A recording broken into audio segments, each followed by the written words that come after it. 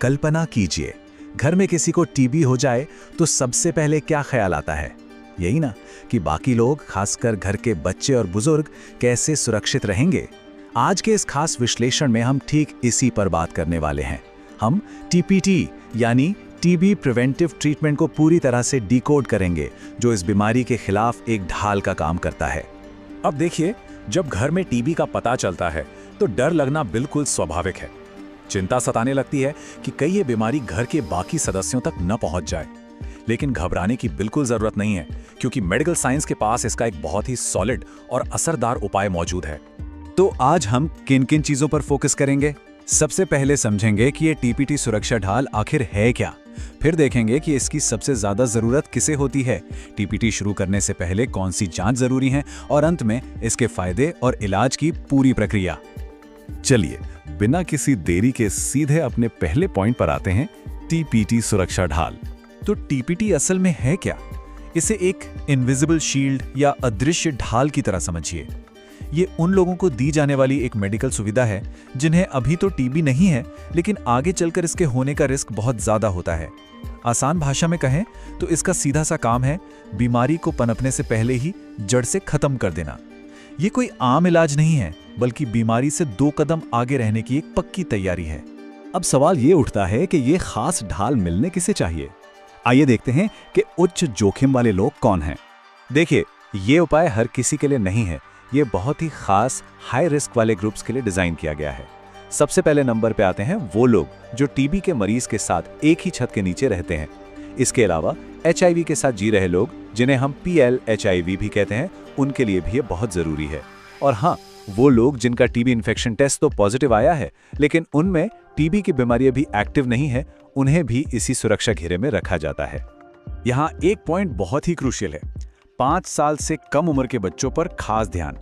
हम सब जानते हैं कि छोटे बच्चों की इम्यूनिटी यानी रोग प्रतिरोधक क्षमता थोड़ी कमजोर होती है। तो ये ट्रीटमेंट माता पिता को एक सीधा और कारगर तरीका देता है, जिससे वो अपने नन्हे मुन्नों को इस अदृश्य खतरे से पूरी तरह सेफ रख सकें। है ना एक बड़ी राहत की बात। लेकिन रुकिए, ऐसा नहीं है कि बस गए और दवा शुरू कर दी। टीपीटी से पहले कुछ जरूरी जांच होती हैं। इस सुरक्षा कवच को इस्तेमाल करने का एक बहुत ही सख्त गोल्डन रूल है। डॉक्टर्स हमेशा सबसे पहले ये कंफर्म करते हैं कि इंसान को पहले से कोई एक्टिव टीबी तो नहीं है। ये बिल्कुल मस्ट है, क्योंकि अगर एक्टिव टीबी हुई तो फिर प्रिवेंटिव दवा नहीं, बल्कि टीबी का प्रॉपर और फुल ट्रीटमेंट दिया जाता है। लॉजिकल है ना, राइट? और ये कंफर्म करने के लिए एक सीधा साधा 3 स्टेप का प्रोसेस होता है। स्टेप 1, खांसी या बुखार जैसे आम शारीरिक लक्षणों की जांच। स्टेप 2, छाती का एक्सरे, ताकि अंदर की तस्वीर साफ हो जाए। और फिर स्टेप 3, अगर डॉक्टर को जरूरत महसूस होती है तो वो CVTB या स्पुटम यानी बलगम का टेस्ट करवाते हैं। ये सारे स्टेप्स ये पक्का करते हैं कि प्रिवेंटिव ट्रीटमेंट शुरू करना 100% सेफ है। अब आते हैं अपने आखिरी और सबसे अहम हिस्से पर, टीपीटी का ट्रीटमेंट और इसके असल फायदे। दवाइयों की बात करें तो इसके लिए कुछ बहुत ही असरदार दवाइयां मौजूद हैं।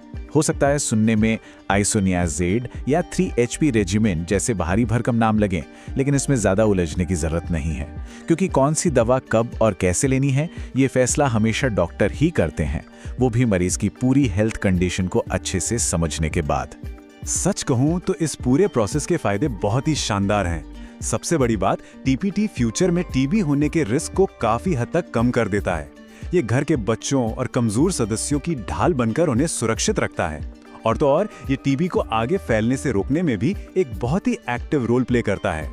तो ये सब जानने के बाद एक बड़ा सवाल जहन में आता है, जब हम घर के अंदर इस प्रिवेंटिव ढाल का इस्तेमाल करते हैं तो हम सिर्फ एक परिवार को नहीं बचा रहे होते, हम दरअसल संक्रमण की पूरी चेन को तोड़ रहे होते हैं।